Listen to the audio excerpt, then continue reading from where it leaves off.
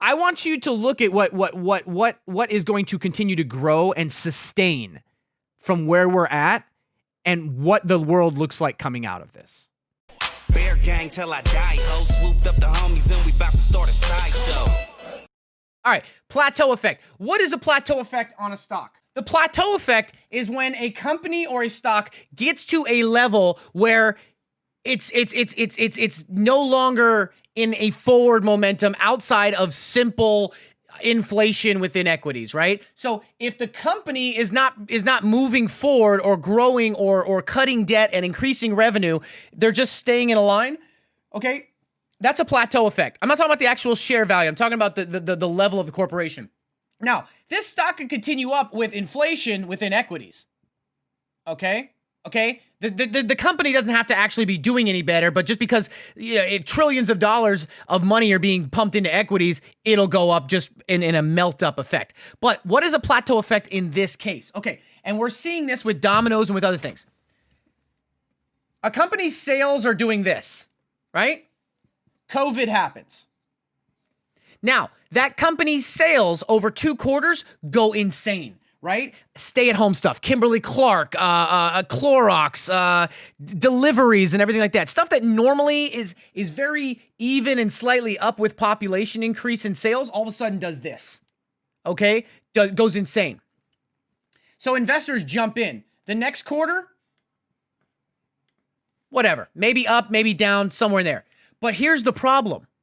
We know that this is not a forever This is not a forever thing. Coronavirus is not a forever thing. There will be a vaccine. So what happens is investors are like, okay, these sales are great, but it's not long-term sustainable.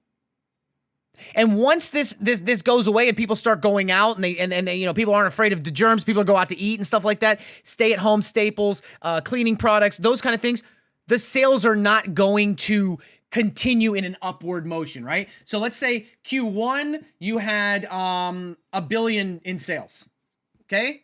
Then all of a sudden, Q2, okay, you had $3 billion in sales.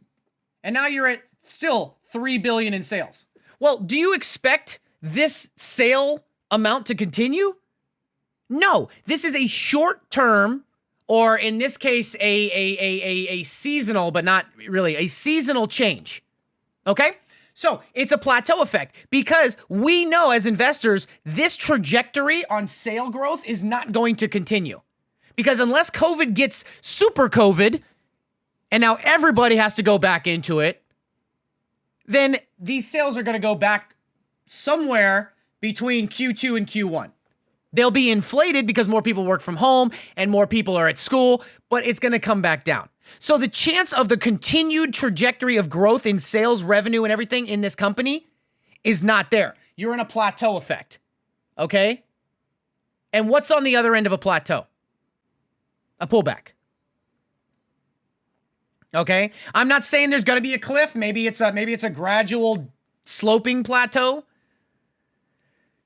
But this is why you're going to see a lot of these companies. I'll give you an example. Campbell's.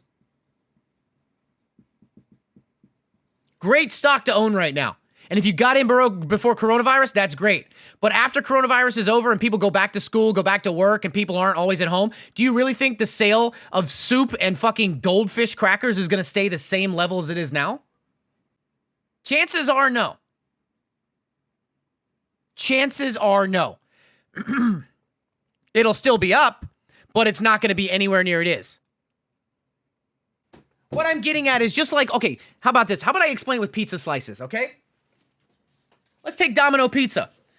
Domino Pizza, right? Right? Deliveries are this much, and then when everybody's at home ordering food, deliveries go to this much, and the stock goes up a lot. But then all of a sudden, the expectations are that we've peaked. I mean, are there any new people to deliver pizza to? No. So if there's no new people to deliver pizza to, I'm going to sell because there's not really any more people to fucking deliver to. We plateaued. We hit our ceiling. Well, the market has decided that as long as you... Okay, for example, what have we noticed? What stocks have all gone down? Outside stocks. What stocks have gone up? Inside stocks. What do I mean by that? Airlines, cruises, hotels, restaurants, all shit in the bed. Theme parks, all shit in the bed. But what's gone up? Shit where people are at home, right? And what are the biggest stocks that have gone up from that? We've got food delivery. Look at the Container Store. We watched the Container Store. We started watching it when we started realizing that their sales were going up from everybody sitting at home, staring at their house and so sick of the fucking clutter that they all ordered it. Container Store went up 100% in a week a couple weeks ago. Bed Bath & Beyond, a stock that was dead, somehow got a new CEO who said, you know what I'm going to do is all these people want to reorganize and refresh their house because instead of seeing it only at nighttime when it's dark and they're eating dinner and watching TV and going to bed, they're stuck at home all day and they want to spruce it up and they want change and beauty and they want to not go crazy. So they're doing this. You know what we're going to do? We're going to offer same-day fucking delivery. Wait for it. Using Shipped and Instacart. So somebody could literally order something online in the store and have it delivered in 2 hours. Now, we tracked this, and we knew going into earnings they were going to probably do very well. They fucking crushed it, and they're still running, okay? So you got to look at where that is. So if people are going to be locked inside for the next 6 months to another year, think about the market. Who's going to benefit from that? Also, fun fact, did you notice that there's a $1,200 check about to get cut for everybody? How much did Apple price their new phone for? Wait for it. $1,200. Okay. I want you to look at what is going to continue to grow and sustain from where we're at and what the world looks like coming out of this. If coronavirus, I sound like that Cardi B song. Coronavirus. If COVID continues to cause shutdowns and lockdowns, then you do sustain those sales. You see what I'm saying? Because you're in the market, you're always trying to price in future valuations of a company. Okay, so American Eagle and Bed Bath & Beyond were two that we identified this morning on the retail side. Bed Bath & Beyond, I think I need to break this down. Okay, Bed Bath & Beyond has been a monster. They have done a more of a pivot than any retail store that I have seen in forever on a dime. They were a dying company that was old school, going the way of Macy's and JCPenney's, and said, you know what? Bring in a new CEO. Fuck it. We doing it live.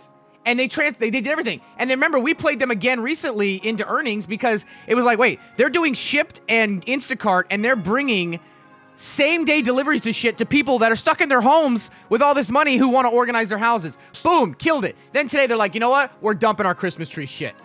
It ain't making us money. Fuck it, we out. We going again.